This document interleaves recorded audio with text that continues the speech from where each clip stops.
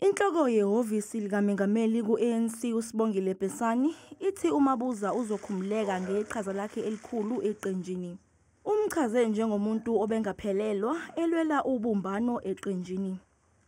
He had invested a lot his own resources and he was able to share those resources with the organization, as the Free State would remember him for ensuring that where we had our own shortcomings as an organization, he was able to come in handy, use his resources, sacrifice them for the organization. Nesithunywa ze-ANC e-Free State zithelekile emzini kaMabuza eBarberton ukuzobhonga emswaneni. Usihlalo weqembu e-Free State uMxolisi Dukwana uhambe emazwini kaBesani. We remember him as a Free State, especially during the very difficult elections in 2024. He played a very pivotal role for the organization.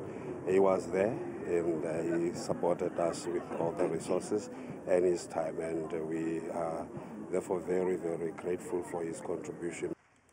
uMabuza uzohlonishwa ngomngcwabo osezingeni lombuso wesigaba sesibili ngoMgqibelo.